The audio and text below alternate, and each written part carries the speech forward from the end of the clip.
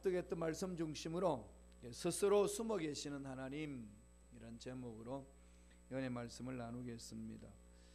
인디언들이 생활 양식을 보면 여러 가지 현대인들하고 좀 다르게 사는 모습, 신비로운 모습을 많이 봅니다. 또 지혜도 많이 숨겨져 있습니다. 13살이 되면 성인식을 치릅니다. 그 성인식을 치르는 것은 밤에, 저녁이 되면 밤에 올 때에 아버지가 아들의 눈을 가리고 먼 길을 떠납니다.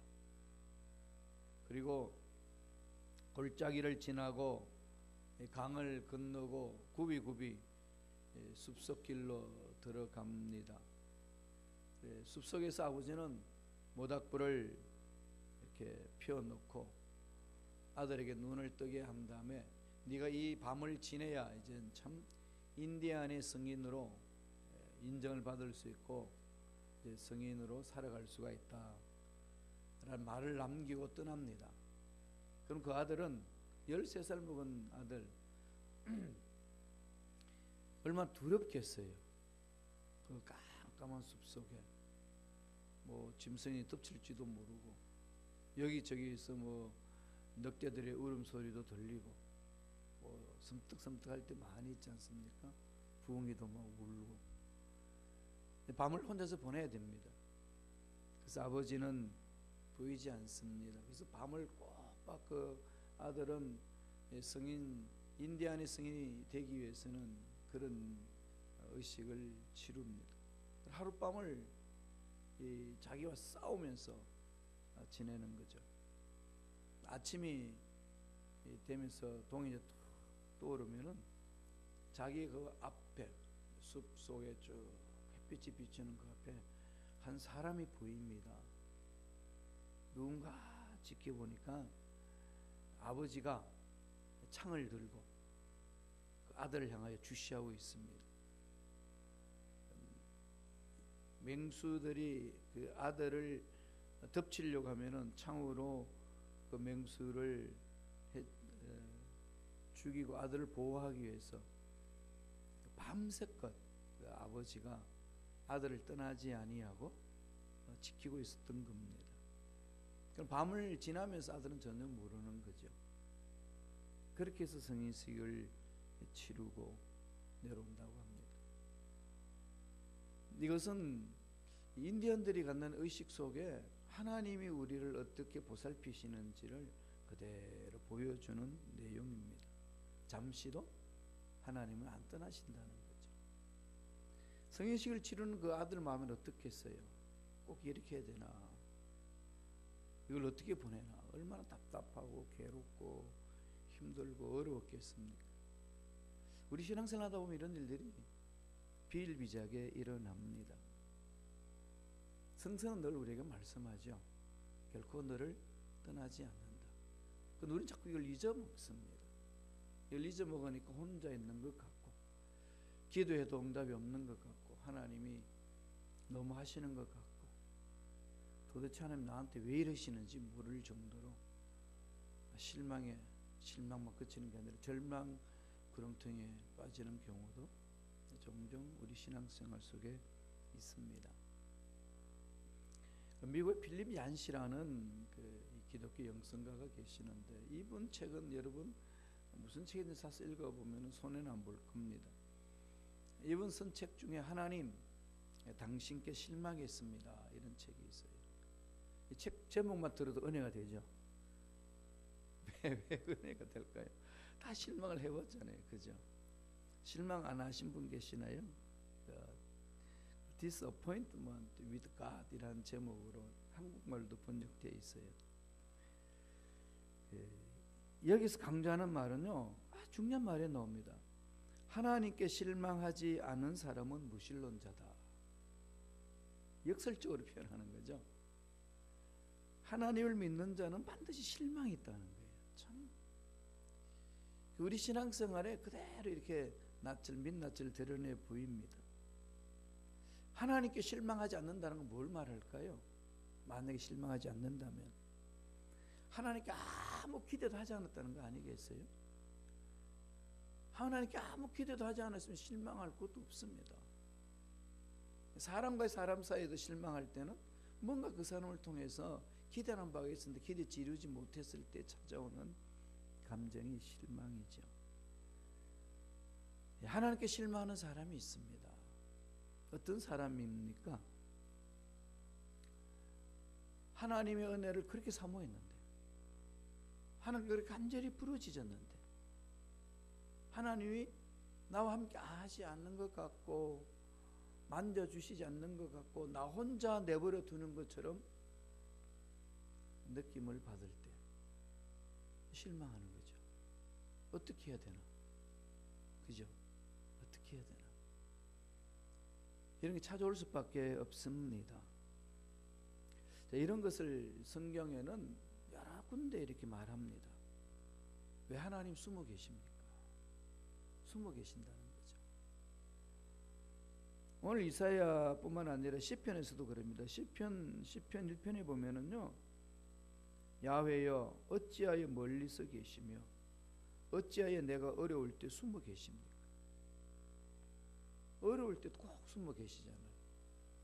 돈이 필요할 때 돈 안 주시고, 건강 필요할 때 건강 안 주시고, 앞길 좀 열려가지고 갈 수 있도록 하는데 막혀 있고, 이러면 오늘 시편 기자가 고백한 것처럼 왜 숨어 계십니까 하나님 도대체?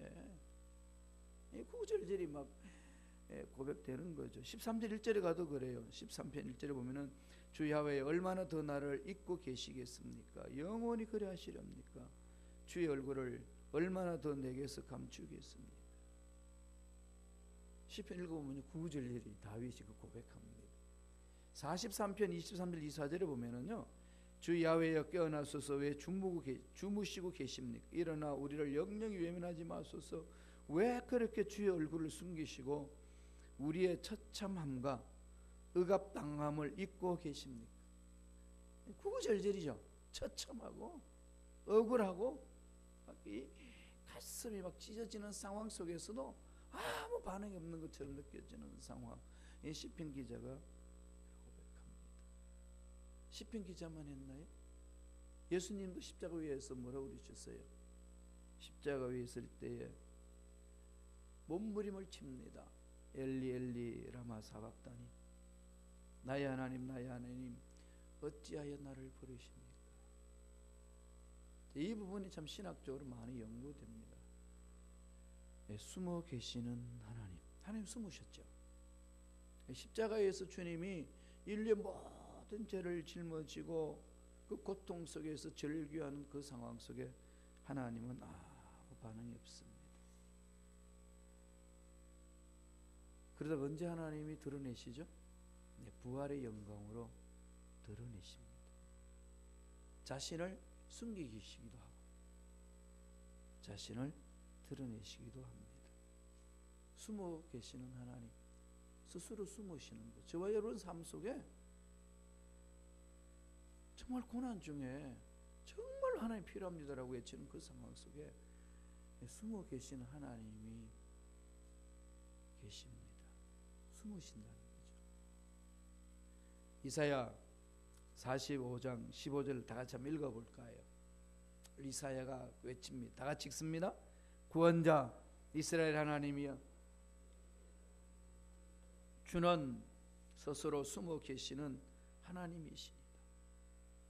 이 이사야가 절규할 때의 이 내용을 한번 한번에 깊이 묵상해 보세요. 진실로 주는 스스로 숨어 계시는 하나님이시다. 왜 숨으실까요? 여러 가지 이유가 있겠죠. 우리가 어떻게 다 알겠습니까? 그러나 성경을 통해서 하나님이 왜 숨으시는지를 우리에게 가르쳐 주고 있습니다. 우리 사실을 깨닫는 게 중요하고 이러한 사실을 체험하는 게 중요한 거죠.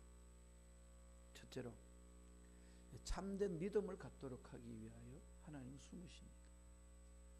스스로 일어나기를 원하시는 거죠. 일어날 수 있다고 판단하셨기 때문에 숨으시는 거예요. 몸부림치라는 거죠. 정말로 네가 내 인생의 주인이냐, 전능하신 야훼 하나님이 네 인생의 주인이냐, 이 절망 가운데서 그 하나님을 바라보고 의지하고 믿음을 가지고 믿음의 성숙함으로 가라는 하나님의 놀라운 뜻이 있습니다. 참된 믿음, 무엇이 참된 믿음일까요? 일들이 잘 풀어지고 계획들이 이루어지면은 믿음 갖지 않는 사람 누가 있겠어요? 일들이 다 잘 될 것이고 잘 돼 왔으니까 특별한 은총이 없어도 특별한 하나님이 방법을 안 주셔도 하나님이 살아계십니다. 지금 내가 살고 있는 모습만 봐도 형통하다는 것 때문에 그냥 입에서 저절로 콧노래가 나오고 흥얼거리고 역시 하나님 살아계십니다. 이게 그냥 저절로 나오는 것 아니겠습니까? 베드로도 예수님과 함께 했을 때, 성령 받기 전에 베드로도 예수님과 함께 했을 때 예수님 말귀를 잘 못 알아들었지만은 예수님과 함께 했다는 사실에 대해서 행복했습니다. 이분과 함께라면 어디든 다 갈 수 있고 이분이라면 내 목숨까지 바칠 수 있다고 그렇게 큰 소리 쳤던 베드로이지 않습니까? 그럼 막상 고난이 오니까 어떻게 합니까? 고난을 이길 힘이 없습니다. 도망가 버리는 거죠. 그게 모든 인간들이 가지고 있는 모습입니다. 여기 자유로운 인간이 있나요? 아무도 없습니다. 하나님이 숨으시는 이유는 뭘까요? 하나님을 알고 숨으시는 것. 예수님이 십자가에 못 박혀 돌아가셔야 너희들에게 유익하다고 하신 그 의미를 언제 깨닫습니까? 성령 체험하고 나서요. 성령 체험하고 나서야 베드로가 목숨 걸고 달려듭니다. 참 믿음을 갖는 거죠. 우리가 역경 속에 문제 속에 도저히 하나님이 반드시 응답해야 될 순간에 숨으시는 그 하나님을 체험할 때 오는 그 처절한 그 몸부림은요 경험하지 않고는 모릅니다. 그러잖아요. 눈물로 빵을 먹어보지 않는 사람은 인생을 모른다고. 그런 경험들 한 번씩 다 경험하지 않나요? 크고 작은 든지 간에 하셔야 돼요. 하나님을 신뢰한다면 그것 때문에 절망하는 낙심하지 않는다는 거죠. 오늘 말씀을 볼까요? 16절입니다. 다 같이 막 읽습니다. 우상을 만드는 자는 부끄러움을 당하며 욕을 받아 다 함께 수욕 중에 들어갈 것이로되 우상을 만드는 것 하나님과 멀리 떠나 있는 자들은 고난이 오면은 다 패한다는 거죠. 수치를 당합니다. 부끄러움을 당합니다. 우상을 숭배한다는 게 뭘까요? 하나님의 능력을 신뢰하지 아니하고 자기 눈에 보이는 것에 마음을 두는 거지 않습니까? 그러니까 정말 능력 있는 삶을 살기 위해서는 그 우상 앞에 마음 뺏겨서는 안 된다고 하나님 말씀하시는 거죠. 이게 말귀가 내 귀에 안 들으면요, 이 말귀 못 알아들으면요, 왜 그렇게 방해하는지 하나님은 왜 이렇게 잔소리가 많은지 이해를 못 하겠습니다. 그냥 막 나와요. 왜 여러분 하나님이 우상을 만들지 말고 우상 숭배하지 말라고 그랬을까요? 하나님의 능력을 우상 속에 가둬버리기 때문에 그런 거죠. 세상에 돈이 전부다라고 했으면 돈보다 더 크신 하나님이 안 보입니다. 이 문제 돈이만 있으면 해결되겠는데 돈이 없어 해결 안 된다라고 돈에 코 박고 살면은 그 능력을 푸시는 하나님의 능력 깡그리 없어져 버린다는 거죠. 그래서 우상 깨트려 버리는 겁니다. 하나님은 우리가 가장 필요하고 내 인생의 최고라고 생각하는 것보다 더 크신 분이기 때문에 더 능력이 많으신 분이기 때문에 눈에 보이는 세상 것에 대해서 마음 뺏기지 말라. 이게 하나님의 메시지입니다. 우상을 섬기지 말라는 이 말은요, 다른 말로 말하면 하나님의 능력을 제한하지 말라, 그 말씀이에요. 자꾸 능력을 제한하잖아요. 18절 볼까요? 이사야서 45장 18절입니다. 다 같이 읽습니다. 대저 야훼께서 이같이 말씀하시되 하늘을 창조하신 이 그는 하나님이시니 그가 창을 지으시고 그것을 만드셨으며 그것을 견고하게 하시되 혼돈하게 창조하지 아니하시고 사람이 거주하게 그것을 지으셨나니 이는 나는 야훼라 나 외에 다른 이가 없느니라. 이 하나님 만나라는 거 아니겠어요? 우리는 이렇게 말씀을 묵상하고 말씀의 은혜를 받고 그러면 이렇게 열심히 일어나기는 하는데 막상 문제 앞에 들어가기 일 깡그리 잊어버린다는 게 가장 우리 허점 아닙니까? 이 허점 내가 알고 있지만 마귀도 알고 있어요.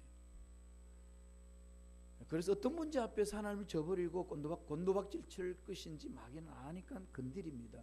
이걸 여러분 날마다 훈련하셔야 돼요. 하루아침에 안 됩니다. 날마다 훈련해야 돼요. 하나님 분명히 말씀하시거든요. 하늘과 땅을 창조했다. 이 말은 이 세상에 있는 모든 건 내가 쥐고 있다. 지금 너희들이 필요한 모든 건 내가 쥐고 있다. 뜻대로 안 되고 계획대로 안 되고 뭐 인생 끝날 것 같지만은 지금 눈에 보이지 않는 하나님이 없는 게 아니고 숨어 계신다.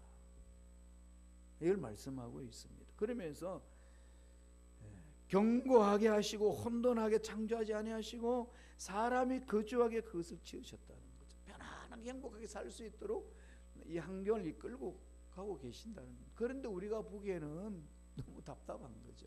그죠?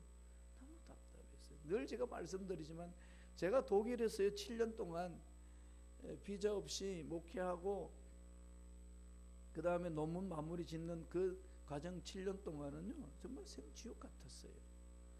이해를 못했습니다. 도저히 이해를 못해서 하나님의 하시는 일을. 근데 나만 이해 못했을 뿐이지 하나님은 이미 다 타임 스케줄 만들어 놓으신 거지. 하나님의 플랜이 있었습니다. 그걸 못 보니까 내 생각대로 뭔가를 꾸려나가야 되고 이 타임 테이블대로 이끌어 가야 되는데 특별히 저희 기질은 계획을 세워놓고 계획대로 이루어나가야 미리 준비돼서 이루어나가야 편안합니다. 그게 좀 뒤틀어지면은 불안한 거죠. 답답하고. 이런 이 기질이 있으니까 더 힘들고 어렵습니다. 이런 걸 그냥 답답하고 잘 이겨내지 못하니까 어떤 현상이 나죠? 급해지는 거죠. 그래서 성질이 급해요. 그래서 이걸 뜯어 고치느라고 아무리 노력해도 좀 힘든데 하나님의 손 만지니까요 저절로 고쳐지는 거죠. 숨어 계시는 하나님은 주무시는 분이 아니시고 나를 버리신 하나님이 아니시고 나를 떠나신 하나님이 아니고 나의 믿음을 견고케 하신 하나님. 힘들고 어려운 상황 때마다 늘 기억하세요. 나만이 이렇게 느끼는 게 아니라 힘들고 어려운 모든 인생들은 이것을 느끼는구나. 가나안 땅으로 가는 이스라엘 백성은 더했습니다. 기적은 이런 말할 수 없는 기적은 다 체험했잖아요. 그러고 나서도 얼마나 땡깡 부리고 불평하고 난리치는지 모릅니다. 물이 조금 부족하면은 하나님 떠난다 그러고 뭔가 야채가 좀 모자라면 부추 먹고 싶다고 애굽으로 가자 그러고 별짓을 다 하는 게 그렇습니다. 바벨론으로 이스라엘 백성들이 포로로 끌려갈 때요 정말 이해 못했어요. 그들은 이해할 수 있겠어요? 자기들은 택함을 받은 백성이에요. 그럼 믿고 있었어요. 잘난 줄 알았으니까. 그러나 이방인들은 개처럼 여겼습니다. 하나님을 모르는 자. 그렇게 무시하고 살았는데 개처럼 여겼던 그 종족들에게 전능하신 하나님을 믿는 백성이 끌려갑니다. 그럴 때 오는 이 자존감이 무너지는 것. 그 이해하겠어요? 그래서 그 당시 유대인 자체를 그냥 저주했습니다. 그들은 자기가 지은 죄악으로 끌려간다는 사실은 망각한 채 나타나는 현상 속에서 그렇게 하나님을 원망하고 살았다는 겁니다. 그게 인간이라는 거죠. 그러나 그런 경험을 통해서 하나님을 체험하고 또다시 그런 문제가 일어날 때 하나님의 눈으로 믿음의 눈으로 보기 시작하면 새롭게 보이는 거죠. 왜 그런 속에서 우리를 던지시겠어요? 예? 그것을 믿음의 눈으로 볼 수 있도록 믿음의 눈으로 볼 수 있도록 운동이 되려면은 육체의 한계를 느낄 때만큼 땀이 나게 움직여야 운동이 되잖아요. 슬렁슬렁 해서 무슨 운동이 되고 근육을 키우겠어요. 막 이거 한 번만 더 그냥 일어서면 꼬꾸라져서 넘어질 것 같을 때 그때 일어서면은 그게 그냥 다리에 근육이 생겨서 든든해지는 것 아니겠어요? 저도 그걸 체험했어요. 제가 요새 스쿼트 운동이라고 여러분 아시나요? 앉았다가 일어서는 거, 무릎 앞으로 놓지 아니하고 그냥 복근과 허벅지에 힘을 주면서 앉았다 일어서는 거. 그 방법을 모르면 유튜브에 가서 한번 찾아보세요. 스쿼트 운동 방법이. 그건요 하체를 튼튼하게 만드는 겁니다. 그건 사무실에서 할 수 있어요. 그걸 계속 했는데요. 우리 어저께 어디 간지 아시나요? 스키 타러 갔어요. 스키 타고 내려오는데 이 다리가 풀리지 않습니다. 얼마나 단단한 힘이 있는지, 얼마나 즐거웠는지 몰라요. 여기에서 뭐 최상급이라 그래봐야 한국에 비하면 중급밖에 안 되는 곳인데 거기에서 타고 내려오는데요. 제가 가지고 있는 기술을 다 부려도 다리에는 힘이 안 풀리고 그냥 근육이 딱 받쳐줄 때 오는 느낌. 이 기분 여러분 아시나요? 모르시죠? 바쁘시라니까. 운동해 보세요. 그렇게 하면 근육이 생깁니다. 그러면은 그 어떤 어려운 속에서도 힘든 곳에서도 잘 차고 내려와요. 그 마찬가지로 하나님과 나의 관계에 깊은 신뢰, 하나님 기적을 체험하는 그 신뢰는 숨어 계시는 하나님의 그 손길을 체험할 수 있을 만큼 신뢰하는 것. 여기서부터 기적은 시작합니다. 하나님은 믿음의 눈으로 보게끔 만드시는 거죠. 귀에 들리는 거 없고 손에 잡히는 거 없고 눈에 보이는 것이 없다 할지라도 숨어 계신 하나님이 나를 건지시고 하나님 이끌어 주신다는 확신이 있을 때 어떤 어려움이 있어도 그것 때문에 주저하지 않고 더 매달려서 부르짖는 거죠. 2차 세계대전 끝났을 때 유대인들이 나치를 피해서 독일 켈른 그 지역에 지하 깊은 벽 속에서 지하실 벽에서 속에 숨어 있었습니다. 2차 대전 끝나고 나서 점령군들이 연합군들에 가서 쭉 이런 비문 이런 여러 가지 비문이 많이 발견되어 있는데 이게 아우슈비츠나 폴란드 아우슈비츠나 독일 뮌헨의 다카우라는 이 수용소에 역시 같은 글이 써 있는 거예요. 그게 뭔가 하면은요. 해가 비치지 않을 때에도 나는 해가 있다고 믿는다. 사랑을 느낄 수 없을 때에도 나는 사랑이 있다고 믿는다. 하나님이 침묵하실 때에도 나는 하나님이 계신다고 믿는다. 이런 신앙으로 버텨냈던 거죠. 하나님 그런 말씀하고 있습니다. 욥도 어마어마한 고통을 당할 때에 하나님 어디 계십니까? 얼마나 몸부림쳤습니까? 하나님 숨어 계셨잖아요. 나중에 너무 힘들고 어려우니까 자기 생일까지도 저주합니다. 그리고 하나님 앞에 불평 불만을 널어놓습니다. 그때 하나님 나타나셨지요. 계시해 주셨습니다. 땅에 기초를 놓을 자가 누구냐? 번개를 이기는 자가 누구냐? 까마귀가 먹을 것이 없어 오락가락할 때 먹을 것을 주는 자가 누구냐? 너 아냐? 모르는 거죠. 아무것도 모르면서 네가 뭘 난리냐? 하나님이 욥을 책망하실 때 욥이 뭐라고 고백한 줄 아십니까? 한번 읽어보고 갈까요? 욥기 42장 2절 3절입니다. 이거 다 같이 한 목소리 천천히 읽습니다. 주께서는 무슨 계획이든지 못 이루실 것이 없는 줄 아오니 부지한 말로 이치를 가리는 자가 누구이니 나는 깨닫지도 못한 일을 말하였고 스스로 알 수도 없고 헤아리기도 어려운 일을 말하였나이다. 이게 인간이라는 거죠. 우리 하나님 다 이해하나요? 못하잖아요. 여러분 미국 다 보셨나요? 미국에 몇 년 사셨어요? 저보다 오래 사셨잖아요. 미국 얼마나 보셨어요? 미국 그러면 뭘 말씀하실 수 있겠어요? 내가 본 것 그 지역밖에 못하잖아요. 얼마나 광활합니까? 미국에만 가도.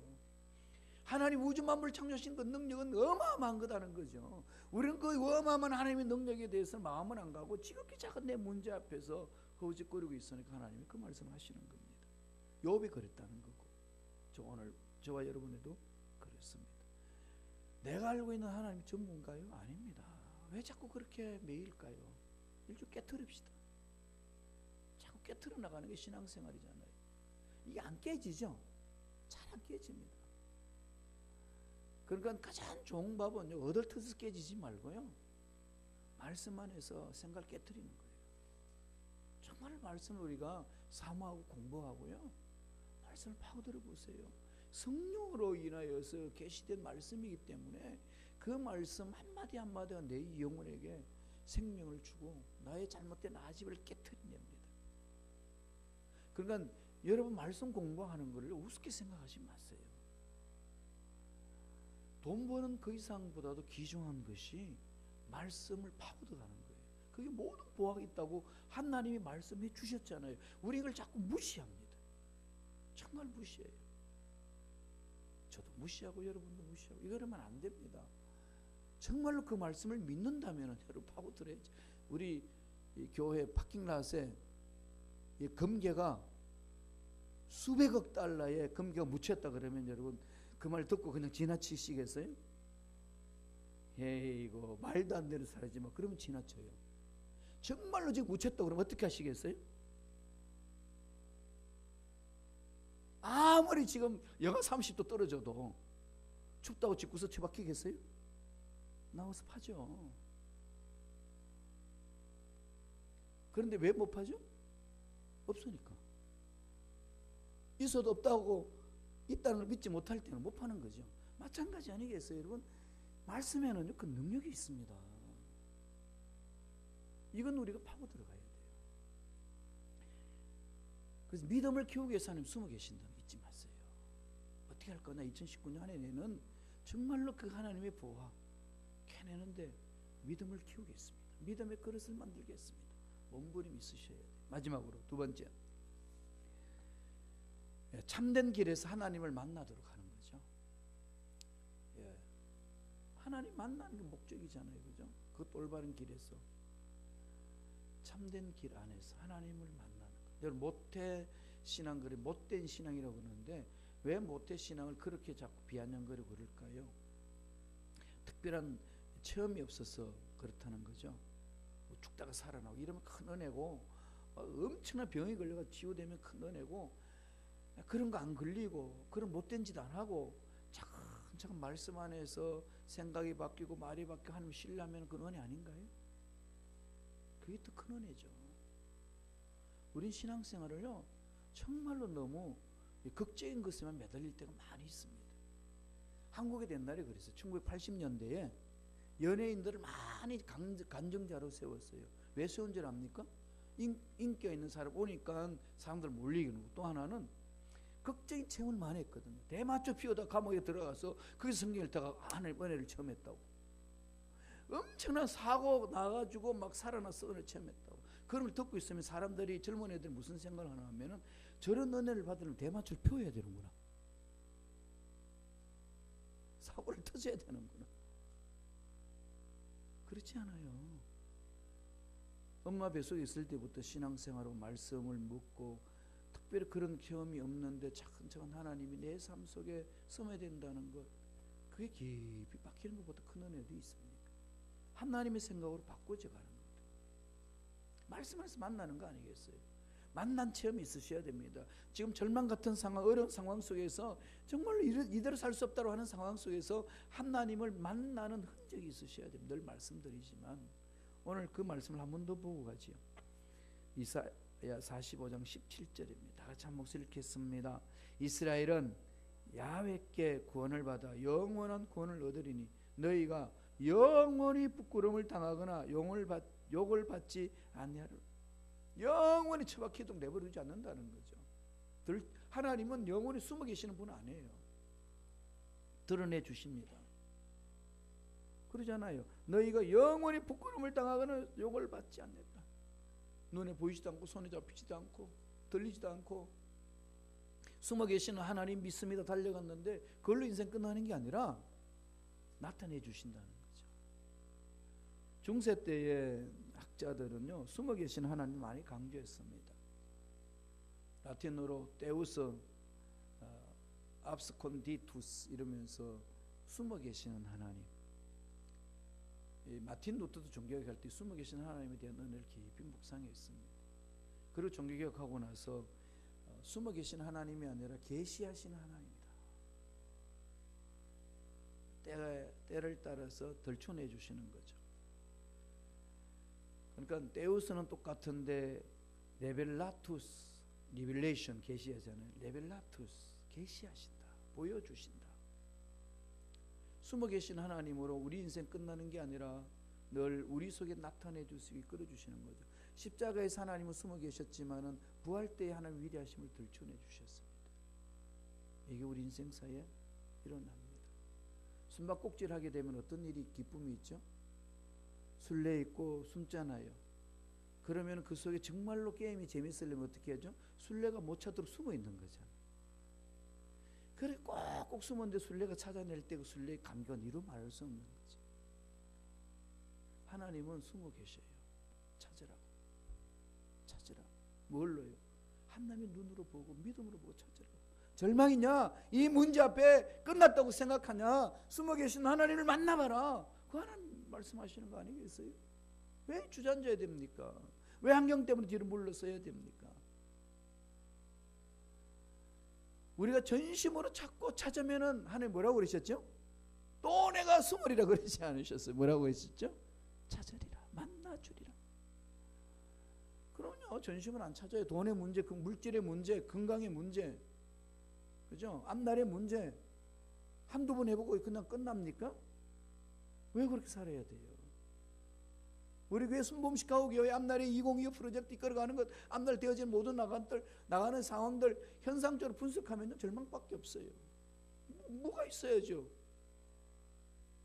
그러나 하나님 우주 만물을 창조하셨기 때문에 하나님의 인도함을 받고 나아가면은 절망에서 소망이 있고 안 되는 것에 되는 역사가 반드시 일어날 줄로 믿습니다. 이걸 믿고 달려드는 거 아니겠어요? 여기에 결단 나오는 거죠. 죽으면 죽으리라. 이미 우리는 예수로 승리를 했고 우리 인생에 지금 힘들고 어렵고 여러 가지 막힌 길이 있는 그 끝에 승리자 예수님이 기다리고 계시잖아요. 이미 승리자인데 그 과정에 뭐가 문제가 되겠습니까? 하나님은 이렇게 덜쳐내 주신다는 거예요. 믿음으로 찾으면 찾는다는 거죠. 그래서 주님이 만나는 길을 열어주셨습니다. 잘 아시는 말씀이 있죠. 요한복음 14장 6절입니다. 다 같이 읽어볼까요? 여러분 너무 잘 아시는 말씀입니다. 다 같이 읽습니다. 예수께서 이르시되 내가 곧 길이요 진리요 생명이니 나로 말미암지 않고는 아버지께로 올 자가 없느라. 아버지를 만나는 길이 주님이라고. 주님이 십자가라고 분명히 제시해 주셨고 온전히 주님만이 인생의 전부입니다. 내가 주님을 바라보고 나아가면 내 육체의 답답한 것도 끊겨지고 아픈 것도 치유받고 깜날도 열려지고 물질 어려움도 풀리는 역사 일어날 줄로 믿습니다. 체험하고 가는 거죠. 2019년도 좀 이걸 우리가 한번 맛봤으면 좋겠어요. 그렇게 하나님을 체험하는 자는요 다르다는 거죠. 이사야 45장 17절 보세요. 한 번 더 보지요. 다 같이 읽어볼래요? 한 번 더 떼어주세요. 읽습니다. 이스라엘은 야훼께 구원을 받아 영원한 구원을 얻으니 너희가 영원히 부끄러움을 당하거나 욕을 받지 않으라. 이 줄을 치시는 거죠. 너희가 영원히 부끄러움을 당하거나 용을 받지 않았다. 숨어 계시는 하나님 앞에는 믿음이 성장하면서 나는 그 하나님의 은혜로 산다고 하지만 주위에 있는 사람 몰라요. 왜 예수 믿는 사람이 저 모양 저 꼴이냐고 손가락질하고 욕하고 핍박할 때 많잖아요. 그런 것이 이겨낼 수 있는 것은 숨어 계신 하나님 계신다는 믿음이 있기 때문에 믿음의 성장을 이겨내는데 그걸로 내 인생 끝나게 만들지 않으신다는 거잖아요. 때가 되면 영광을 보리라 드러내 주십니다. 이걸 체험하는 거 아니겠어요? 그래서 숨어 계시는 하나님은 다른 말로 말하면 우리를 기다리시는 하나님이셔요. 발견되기를 기뻐하시는 하나님. 꼭 숨었다 찾아봐라. 정말로 믿음으로 찾아내는 그래서 오는 그 감격, 기쁨 그걸 맛보게 하시는 하나님. 이게 우리가 믿는 하나님 아버지십니다. 다 같이 우리 이사야 45장 19절 읽고 마무리 짓겠습니다. 다 같이 한 목소리 천천히 읽습니다. 나는 감추어진 곳과 캄캄한 땅에서 말라지 아니하였으며 야곱 자손에게 너희가 나를 혼돈 중에 찾으라고 이러지 아니하였노라. 나 야훼는 의를 말하고 정직한 것을 알리노라. 버리지 않으신다는 거죠. 세상 사람들 다 볼 수 있을 끔 들춰내시잖아요. 원수의 목전에서 상을 베풀어 주십니다. 악한 마귀들이 나를 그렇게 넘어지게 하고 그렇게 하나님의 보복을 받지 못하도록 괴롭히고 이 환경 저런 환경 속에 던져놔놓고 좋아하면서 박수치고 있는 그 순간에 하나님은 우리 믿음 보시고 원수의 목전에서 상을 베풀어 주십니다. 그 은혜를 듬뿍 체험하시길 간절히 축복합니다. 기도하겠습니다. 살아계신 하나님 아버지, 신앙생활 중에 때때로 하나님이 숨어 계시는 것 같고 나를 버리신 것 같고 나를 떠나신 것 같고